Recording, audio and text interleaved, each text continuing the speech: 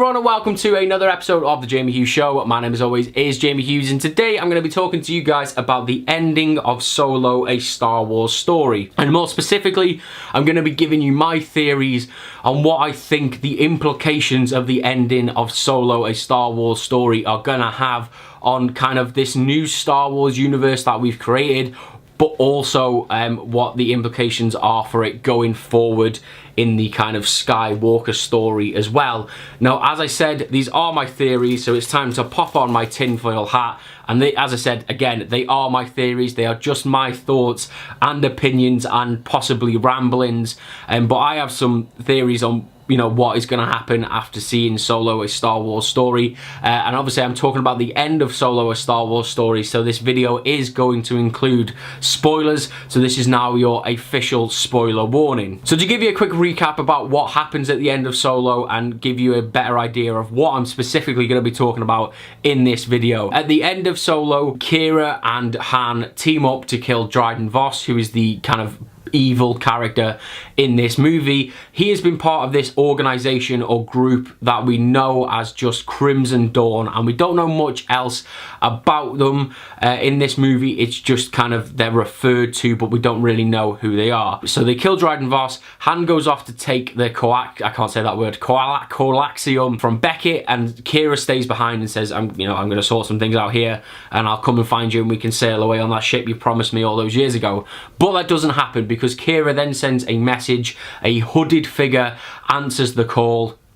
Qi'ra tells this hooded figure that Dryden is dead, and she is then summoned by this hooded figure to come and join him. And that hooded figure is revealed and turns out to be no other than Darth Maul himself. Dun dun dun! Shocking, I know, right? We've not seen Darth Maul on screen in a Star Wars movie since The Phantom Menace, where we last saw him being chopped in half by Obi-Wan Kenobi, and then he fell down that pit of despair. So what I'm going to be talking about in today's video is my 3 theories in how Darth Maul is going to have an impact on the Star Wars universe going forward. And again, as I said, these are just theories that I have. They are my thoughts and opinions. So my first theory today is that Obi-Wan Kenobi is going to kill Darth Maul again. So as I mentioned a little bit earlier on in this video, Obi-Wan Kenobi kills Darth Maul in The Phantom Menace, where he falls down that hole. Now, Darth Maul has made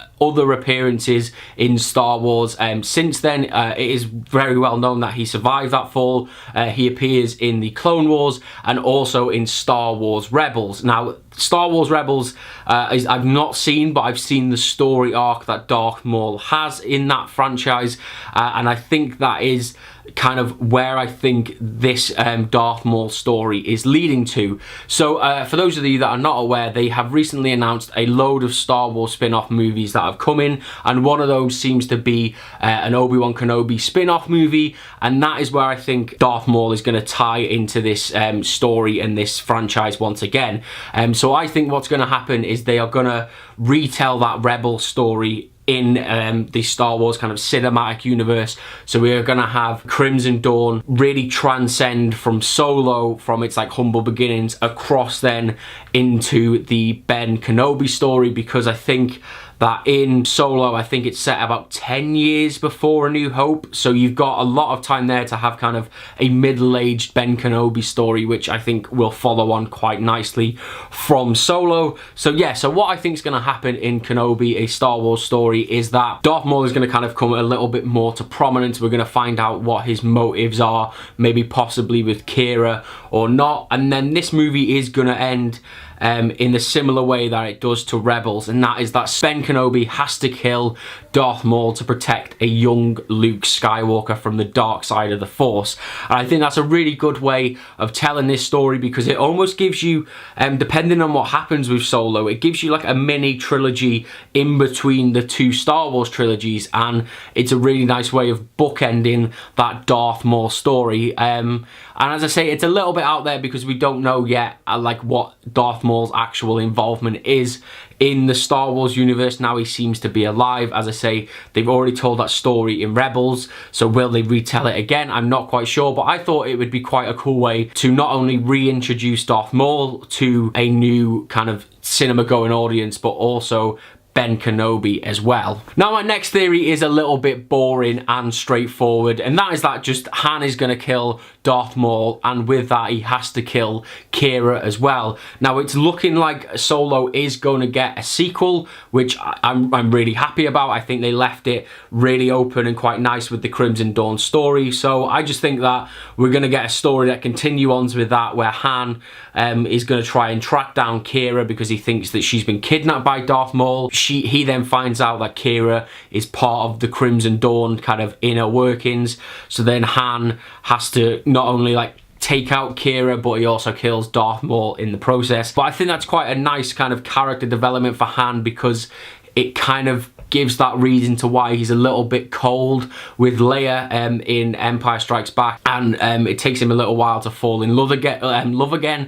And again, I think that's just a nice story. It's quite boring and mundane because it obviously is the most predictable that this Solo story continues, and obviously ends with Darth Maul dying, which I think is going to happen because, as I say, he's not really been mentioned again in any sort of Skywalker capacity, so it does seem a little odd that they have brought him back if they're not going to do anything with him. But yeah, I think that's like the safest bet, is that Han's just going to rock up in Solo 2 and kill him at the end of this movie, or maybe possibly Solo 3 if it turns out to be a Star Wars story trilogy. And my last theory is the most out there, and it's one that I would love to see be true, because I think it would be really cool, and it'd be a really cool way of connecting all of these stories together, and that is that I think that Darth Maul is Snoke. Now I know what you're thinking, obviously Snoke is killed towards the end of The Last Jedi, so you know, what real significance is it being that he's revealed to be Darth Maul? But I think it would be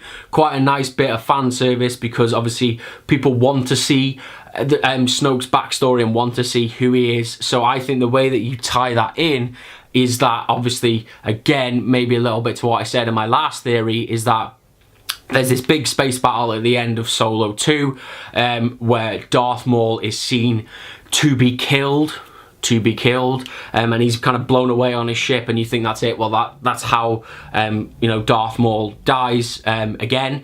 But you have like not a post-credit scene, but a little scene towards the end of the film where maybe the Emperor finds Darth Maul all burnt and disfigured, a little bit like he did with Anakin in Revenge of the Sith. So yeah, you have this really disfigured Darth Maul, and he's kind of like, okay, like what am I gonna do with you? And that's where it's kind of revealed that Darth Maul has these really kind of untapped Force abilities, and I think that would be really, really cool, because then it kind of gives you a little bit of backstory to Snoke, what the fans wanted, and I think it's a really cool way of just making Darth Maul a little bit of a badass. So those are my theories. As I said, they are just a little bit rambly, and probably the ramblings of a madman, I don't know. They were just thoughts I had whilst I was watching Solo, and after I've seen Solo, they're just things I would like to see happen in the Star Wars universe. So if you guys have any theories on how Darth Maul is going to play out in the kind of new Star Wars spin-off universe, then as always, let me know down in those comments below. And